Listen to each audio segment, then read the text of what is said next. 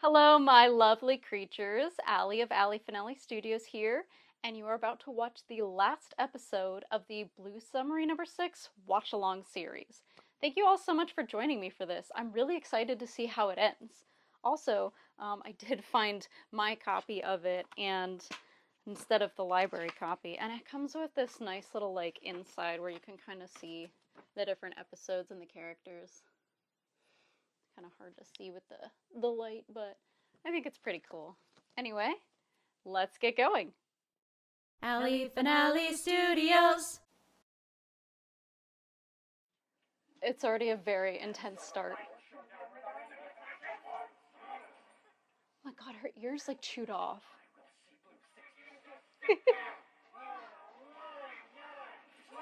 He's giving Kylo Ren a run for his money in the for temper tantrums.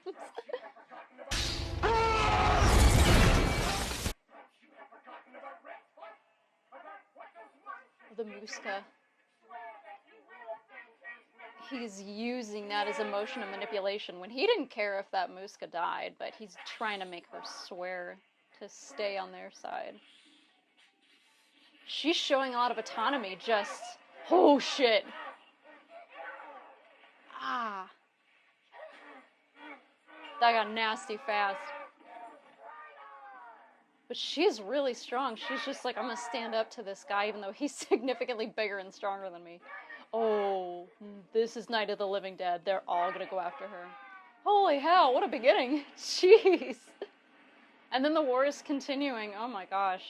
This is madness.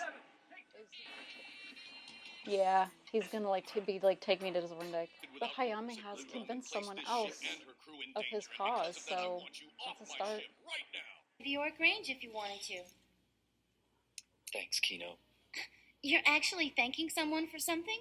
I've never heard you do that before. This ride's Character growth! This time you get in the back.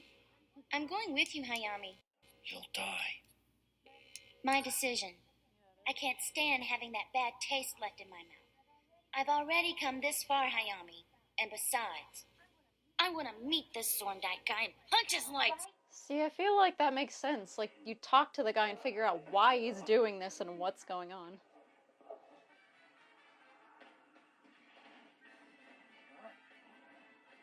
Oh, I guess that plan of him leading them to Zorndike went out the window. I can't believe I never noticed this before, but I actually really like how they do the underwater, like, streams for where torpedoes go and, like, the bubbles that come out from it. They actually did that a great job on that. I like this red light they have on the inside of the submarine. It's pretty neat. It gives the interior, like, a cool vibe. We're getting close. Yeah, if Nova's calculations are right. This is strange. No one's ever made it this far. Maybe Zorndike wants him to come in. Maybe he wants someone to talk to. Is it an escort, maybe? They're escorting him? I don't know. Okay. Oh! Well, that's sad. So his friend put in a good word for him and then allowed them to clear the way, so that's why. That came full circle. That was quite nice, actually. And it didn't take too long to wrap that up, either. They have landed. I'm wondering what they're gonna find. So this is it. His voice got high-pitched there. Let me Antarctica, rewind that. Hang on. So this is it. Did he have a cold Antarctica, that day, huh? or did they pitch him up? That's so weird. Very mysterious, hidden in the mist. What are we gonna find? Hayami, Hearing a voice. Oh, it's the little girl creature from before.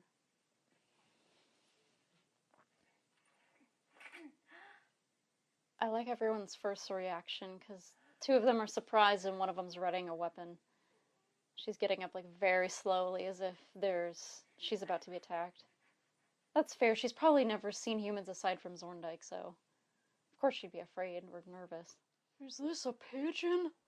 So there's the submarine battles going on, and then there's also the more moral and mental battle going on the island, which I think is a really nice contrast. You've got action and talking. So he is just barging through with the Phantom ship, no regard to the environment around him, not caring about anything right now except for wiping out all the humans and winning. Oh, this reads so Dr. Moreau, him having like the biggest hut in the village, being a tropical area with all the creatures around. It's very similar. Here's the man himself. All right, let's see what all the hubbub's about. The lighting is interesting. Welcome. The glint off his glasses. Such young off people the water coming jet. to visit me today. He seems very old This and is a frail. very savage land. The end of the world, as a matter of fact. He has a quiet voice, Now, too. what can I do for you? Dr. Zorndike, what is your purpose in destroying everything? Oh, not everything. You're alive. The world will not be destroyed. As long as you desire it, young man. Don't insult our intelligence! Do you really think we're gonna allow ourselves to be slaves to these monsters that you've created? Do you?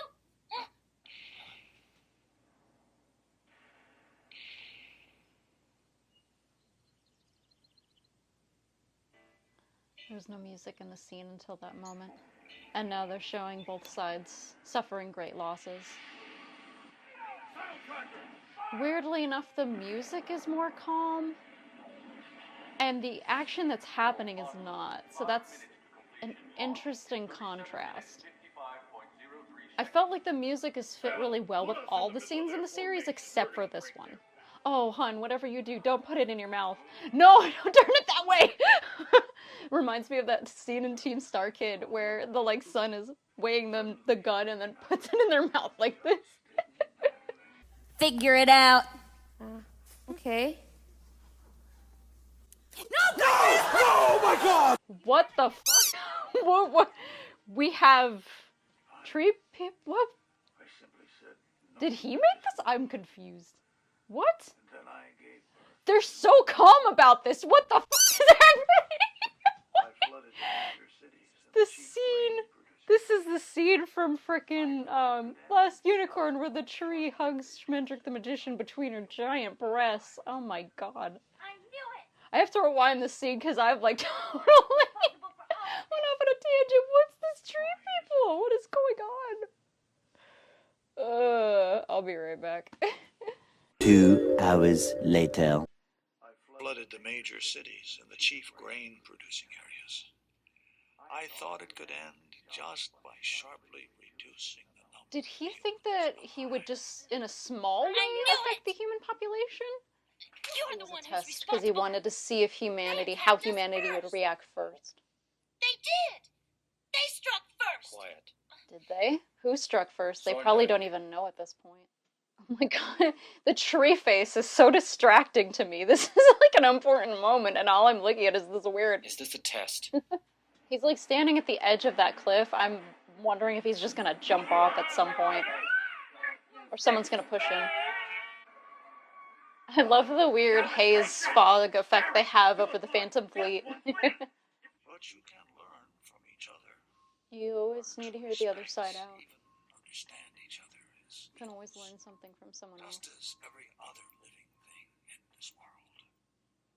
I mean, Not what I everything wanted has a to spirit. hear from you! My father, my mother, my sister! Aww. She's really good at Why these did emotional you moments. Kill them!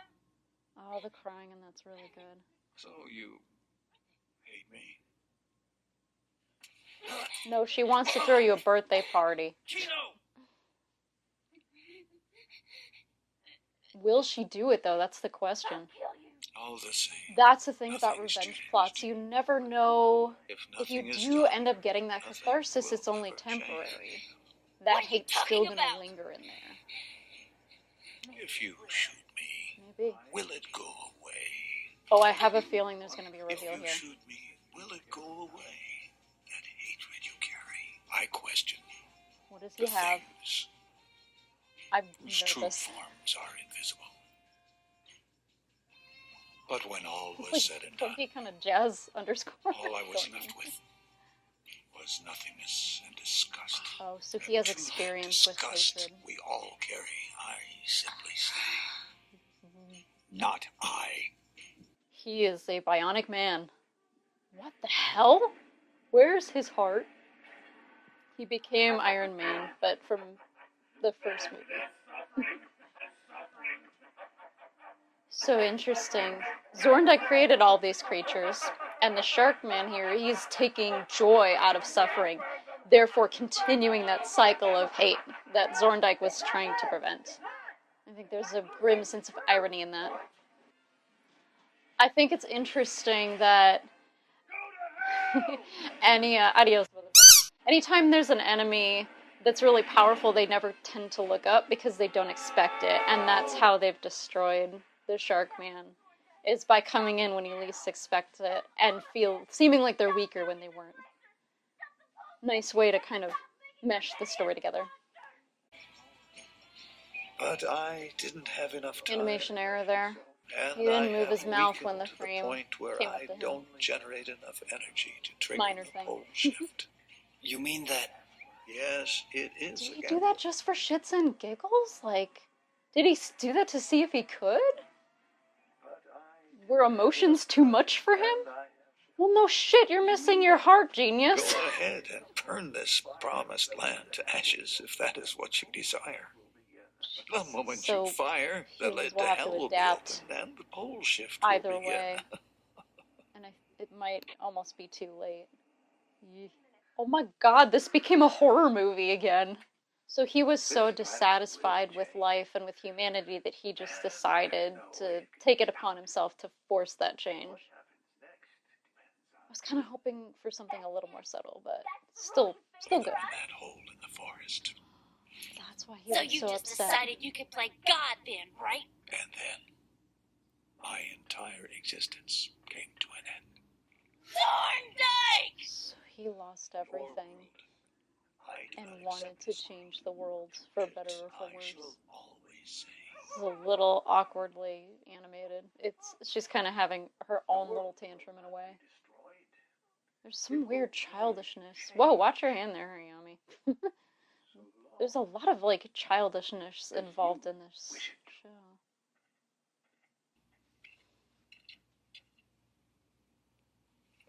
Some nice animation there. convey this message to all the nations of the Blue Fleet, that the poles and this sea are holy to each of my children. Now, Gun versus Seed. reason to fear. I like that physicality there. Understand you. He's kind of giving them a chance again. Saying, like, you can make the future what it is if you want to work together. Yeah, there's no choice. Weirdly enough, I feel like that's the first genuine smile Zorndike has given. Ever since the day When we lose someone, sometimes it is hard to feel like you can continue on living even after they've died. There was also a nice moment where the gun was twitching because Hayami's still unsteady and unsure. Imagine if it didn't work. Oh my god. Nightmare. Oh, nice. He's choosing peace. He tossed the gun into the ocean. It's a nice representation. Oh, he's alive! Wait, what? Oh, this isn't gonna be good. They're gonna have one final fight, right?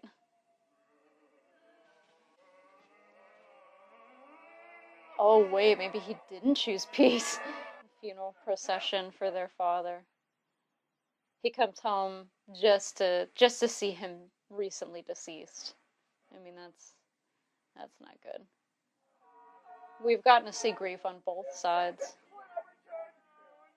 That's really sad. It's like, it does make sense then when you listen to his vocabulary, it was pretty limited.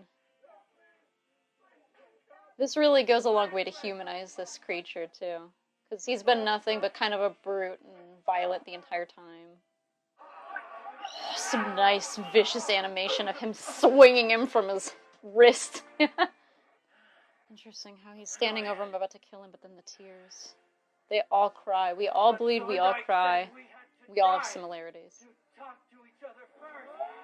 He's trying, but this is the worst one to try and convince. Listen to me. Ooh, yeah, this is very one-sided. She's got balls, man. She took on that giant, like, 8-foot shark dude. Jesus, Hayami looks like he's beat to hell. God, he looks like he got his nose broken and missing teeth. Crap. This is nice because they're both almost at the same height here because he's crouched down. But they both seem so tired. Even as he's saying the words, you can kind of feel that he doesn't want to believe it. Whoa, he bent down to talk to him. He's kind of checking them out now.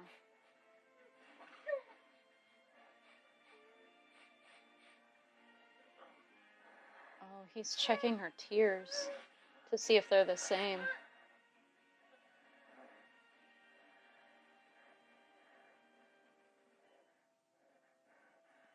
It's the same. Oh, that's a beautiful shot. Kind of trying to bring them together and bridge the gap. But he might be harder to convince, honestly. Oh, he doesn't like that. Okay. Because salt water's holy to them or something? What is this? Oh, that is horrifying looking. He's like foaming at the mouth and bleeding. Now that he's sort of standing, he almost looks more dog-like than anything. Kind of like a weird mixture between a dog and a shark. I guess they're just going back to the sea and they're just gonna kind of back to there. Bless his heart, he tried. He tried real hard, but, you know, he nearly lost his life doing that, so there's only so much you can do. Oh, she's back. She didn't get a huge role in this episode.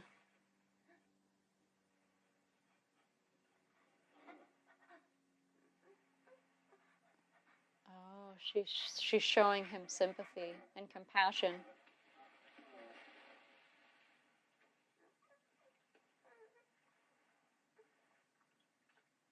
And then she sees Hayami. But I guess she just kind of belongs to the sea, so.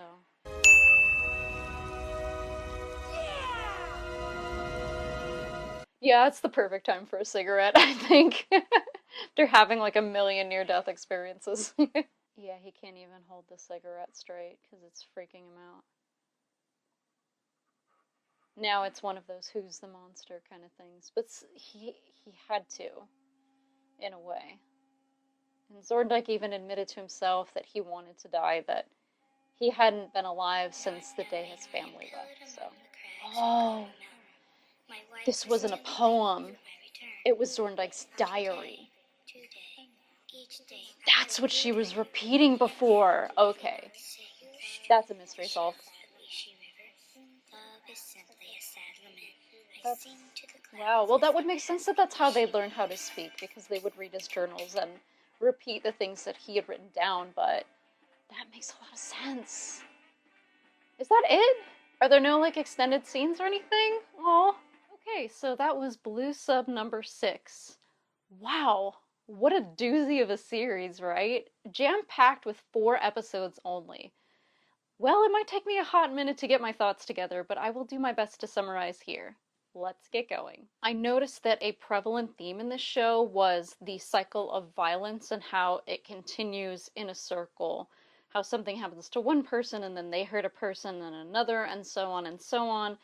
And so I think Zorndike's test was fascinating to see if people would be violent towards his new creatures or if they'd be more accepting, and to see if he can create a new world himself. Now that was born out of his grief off of losing his family, and you can kind of see where it spirals out from there, where he starts to lose his sanity and he puts his heart into a machine that will switch the poles. Only in anime, folks. Only in anime. Here, fishy, fishy. Here, fishy, fishy. Huh? Violence is a big thing in this one, so you can definitely see that in the fight between, I keep calling him Sharkman, and I will continue to call him as such, between Sharkman and Hayame, how through the violence he is able to kind of reach him, on a personal level, and at least they made attempts and tried. but even through his best attempts, sometimes things don't always work out. I do kind of like that. I like that they are able to sort of reach an understanding, at least to kind of stay away from each other and not continue the war, but also they're not quite coexisting yet. Like coexistence doesn't just happen overnight. So I did appreciate the series for that. It showed a lot of bravery on Hayame's part to be able to stop the nuclear missiles and to stop the end of all things. So it would mean the end of humanity and the end of the creatures that Zorndike created. And rather than that, he'd rather go forward with like cohabiting with them. But it definitely speaks a lot to breaking that cycle of hurt and violence because they could have let that gone through and tried to get revenge for all of the people that they had lost. But at that point, they all seem so tired. The people, the creatures, they were done. You know, it's one of those things where if you go on fighting for so long, you may not even remember why you're fighting or what the reason was that started it in the first place. And this raises a lot of questions to that. As always, the backgrounds and the colors were a joy to look at. Rich blues, sea sickening greens. I loved all of that. The backgrounds, stunning. The special effects work that was layered over, great. We love the subs. We love all of the like little pieces of fog and lighting and so on. All solid. The voice acting got better as it went. Always loved the creature designs and the character animations. Those always stood out to me. And, you know, watching it now, I realize, yes, that's why it's so memorable and why it stuck out to me. This does make the ending more powerful too, as the last time we see Hayame and Hifumi, Hayame is shaking from the fact that he has just killed someone in broad daylight, face to face. He's probably killed people in sub battles before, but it was never personal. He never saw the person. This time it was point blank, looking dead into his eyes. And the end shot that we end on with them is them in front of the sub, looking so small. A powerful closing shot indeed. When Verg ripped away the brace on his neck, I realized after the fact that that was how he was able to communicate with humans. So by doing that, he essentially walls himself and everyone else away from having communication with human beings. And that's a pretty powerful statement, especially at the end. The show is so strange. So, in some senses, you feel a sense of hopefulness because it's like you could create a new future, but hopelessness at the same time. Like, what can you do when someone who hates humanity so much that they decide to play God and doom the entire race is so dispassionate about this? Zorndike is so like disconnected from reality that Hifumi gets so overwhelmed, and this is when Hayame takes his last step as hero, sacrificing his own sanity to kill Zorndike, so Hifumi doesn't have to live with the guilt. It's a beautiful way to end the character arc. Interesting that Muto does not have as big of a role in this one, but she still kind of played a bit of a pivotal part, especially at the end where she was showing him sympathy. And, you know, they kind of reciprocated by letting her back into the fold. I guess it's kind of one of those things where it's like, this is where we belong, this is our family, and this is where we're going to stay, is in the ocean. So it is kind of sad that, you know, they had to part ways, but I guess for at the beginning of it, it makes sense. It would take a long time for them to all reach an understanding and try to get to that point where they could all cohabit and coexist. Zorndike's character speaks a lot to survivor's guilt when it comes to people that have to live after they've lost a family member or a few. Sometimes when we do lose someone, that grief takes over and we feel like we don't deserve to live or shouldn't be alive during that time. And it can be kind of hard to get back into it and think why am I alive when they're not? And so it is interesting that he kind of said that the day he died was when he lost his family. I mean, this is very heavy stuff to be covering in an anime, especially one that's only 4 episodes long. But it goes a long way in humanizing him. Doesn't mean he's right by any stretch of the imagination, but it does go a long way in at least understanding somewhat why he put humanity to this test, so to speak. There are a lot of things to think about in this series and uncover, and what I do like is that they don't spoon feed you everything. If you haven't guessed yet, I do love things that sort of leave some things to mystery. Like, what's going to happen with Hayame's friend, and I guess he's going to go live with the fish people. And how does that look after the war? How does that look after they've decided that they're going to coexist with each other? Because Hayame still had that fruit in the palm of his hand, and so maybe sowing the seeds for a new life and sort of a new collaboration. But how does that look? Some of those creatures are a little more violent. Some of them have, you know, haven't been given the proper channels to grow yet because they had lost their father figure. So, well, how did they learn? Who did they turn to? It's definitely like these are questions that the series raised that you could even take beyond this. Like, I could even see it going a couple of episodes beyond, being like, okay, a couple years later, where is humanity with this whole situation?